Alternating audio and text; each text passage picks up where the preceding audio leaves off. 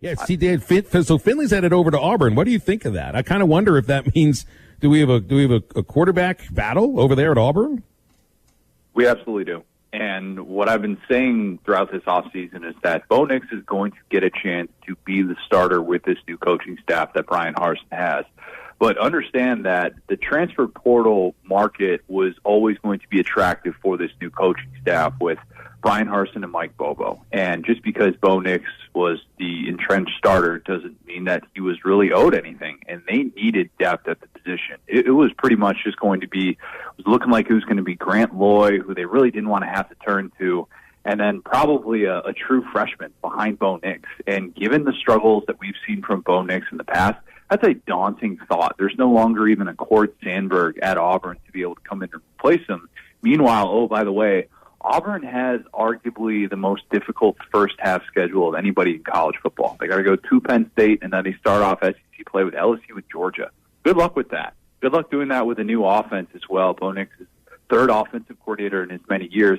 Going out and getting somebody like Finley says, hey, we can have a shorter leash with Bo Nix if he's the guy, and or TJ Finley could win the job. TJ Finley started 5 games last year and struggled to handle pressure, but did some things well, and there was a reason why he had a Power 5 market that included Alabama and Penn State. So it's fascinating to kind of see this, and I'm interested to see what it means for Auburn's offense year one. Yeah, what does it mean to LSU's offense, losing Finley as quarterback? I mean, he wasn't going to really be able to unseat. Is it Brennan that's going to be their every weekend guy now? Because it looked like he had taken over there.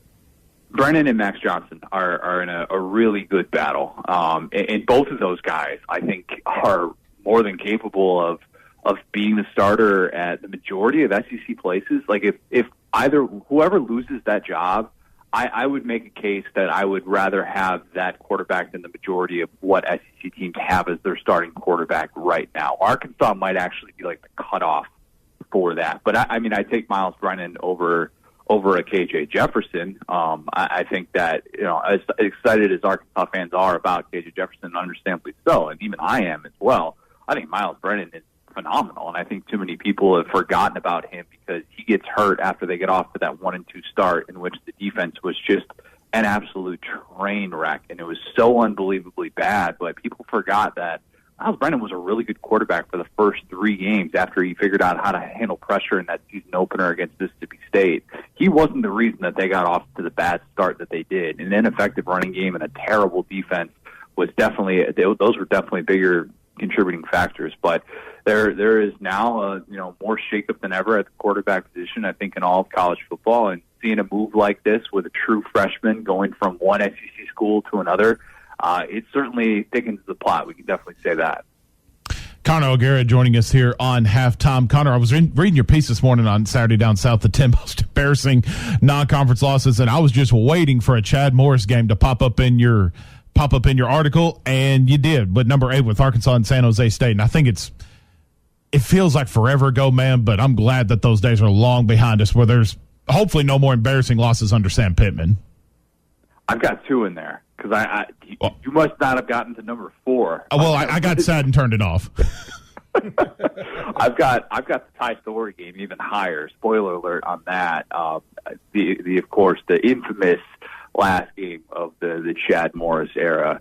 Yeah, I think one would tend to think that those games are in the past. Those embarrassing games you can't lose to group of 5 opponents who haven't had that sort of success. But I mean, if you were an Arkansas fan after the San Jose State game, that was the moment you kind of knew this wasn't getting any better, right? I went on the show and we talked about it a lot. It was pretty well documented at the time, even, of how bad of a sign that was, considering that San Jose State was 1-11 a year prior, and they were not expected to have anywhere near a team capable of staying on the field as Arkansas. I think Arkansas was like a 3-touchdown favorite for that game, too, despite all those year one struggles.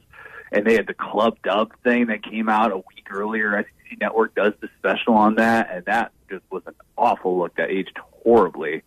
So, yeah, I would tend to think those embarrassing losses are in the rearview mirror. But every once in a while, Arkansas fans, you gotta remind yourself, even though the memories are fresh, you just got to remind yourself every once in a while of those moments, because there are higher expectations, obviously, this year for Stan Pittman. And there are going to be some moments when Arkansas fans are like, oh, man, we only beat this team by this much, when, we need not forget about Chad Morris and the struggles just to beat any FBS team. Well, Connor, I think when you look at it, too, I don't remember if we brought this up with you or not, but Cole Kelly winning the FCS Walter Payton Award, which is basically the D2's Heisman. This just further proves the point that Chad Morris and the company didn't know what they were doing on the Hill. Chad Morris is probably the Power 5 equivalent of Adam Gase.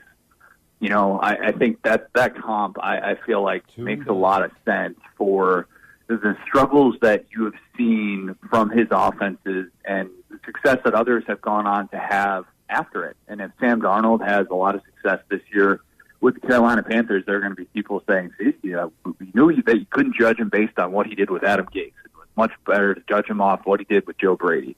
So I think the Chad Morris post, the leaving Chad Morris and watching those guys have success, and Nick Starkel at San Jose State. That was a team that had historic success last year. And, you see what he was able to do with that team as well. It's one of those things that you'll look back on and you'll scratch your head and wonder, man, this guy got some really good opportunities, despite the fact that, his offense just, from, I think, pretty much with the exception of 1 or 2 years, maybe that you could really point to post Clemson, just did not have much success at all. Maybe Bo Nix is going to be that guy for all we know. We start this off talking about T.J. Finley, and maybe it's Bo Nix who all of a sudden gets away from Chad Morris, and he's going to find success somewhere. So it'll be weird to see kind of all these different. It's like, with head coaches like Nick Saban, we look at where the disciples end up. What are all these like Chad Morris quarterbacks going to do in the aftermath of being able to kind of escape his offense? Will be something worth keeping tabs on. That just means Bo Nix is SEC Player of the Year next year. That's pretty much what it boils down to. Ty Story has Ty Story won a Super Bowl yet? Is that happen? I think it's a matter of time. All right, enough of the negativity all from the past 2 years. The future is bright for Arkansas, and it was also in Arkansas and Texas coming up this season. We've already saw that it's primetime ESPN under the lights. Now it's going to be an incredible atmosphere in Fayetteville, and the lines have come out. And I noticed here, Connor, that when Texas being a 4-point favorite, you think Arkansas may cover that spread. What gives you confidence that Arkansas can come in and hang with Texas and maybe even upset the Longhorns? Texas has this habit of, no matter who their head coach is, of losing these non-conference games. And I think that we haven't really talked about that enough, about Texas and their struggles. We can say, they haven't won a Big 12 championship in X amount of years. Do we realize how bad they've been in non-conference play? And I'm not just talking about getting swept by Maryland in a home-and-home, and technically that wasn't even a home-and-home because they didn't play truly at Maryland. But I think that it's wild to see how much they've struggled in non-conference play, regardless of who their coach has been in the last decade. Even at the end of the Mac Brown era, they were struggling. So I don't necessarily know that means that they're destined to fail against Arkansas. It's just one of those things that I looked at and I'm like, that's baffling. Maybe we just get our expectations up for Texas too much, and quickly they find a way to ruin those expectations. But Steve Sarkisian, as great of an offensive mind as he is, he's still figuring out what his quarterback situation is going to look like. Robinson, the tailback, is an absolute stud. But let's think back to that Arkansas defense last year when it was at full strength. In the beginning of the year, it was really, really good.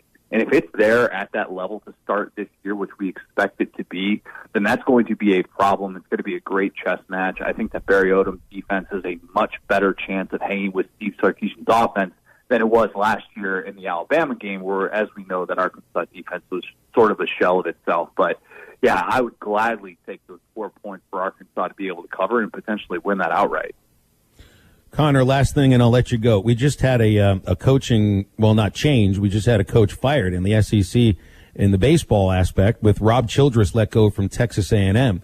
It seems a bit of a surprise. They were really good in 2019. They were set up last year. He's gone. They missed out on Hoover. I want to translate it into football. Like, nobody would have thought at the start of this season that Rob Childress, who'd been at A&M for almost 15 years, would be fired at the end of this season. I think he's been there longer than 15 years.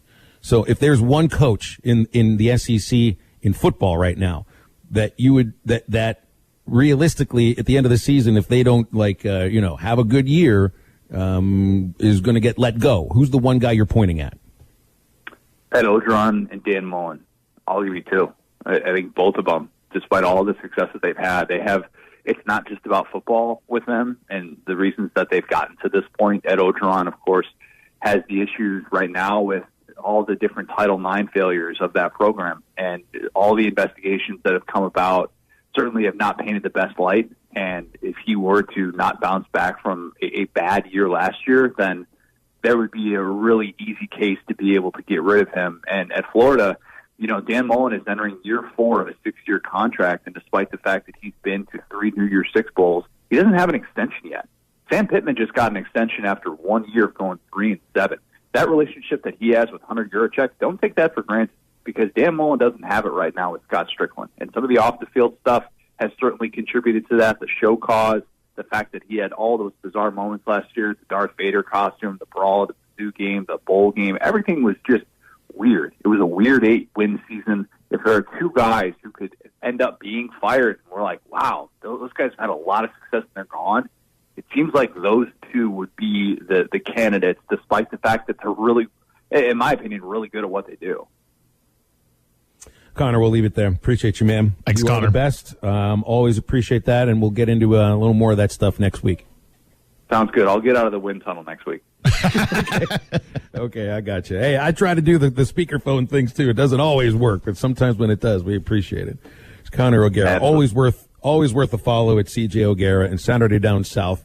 Of course, always puts out really, really good work. There's a great comment here on our YouTube page from Mike and Mary Hoggard. It says Chad Morris has probably already updated his resume to include developed a Walter Payton Award-winning quarterback.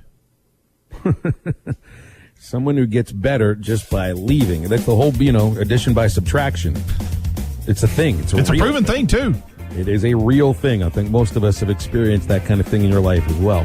877-377-6963 to get with us in this last segment. Jason Carroll is with us for the rest of the show.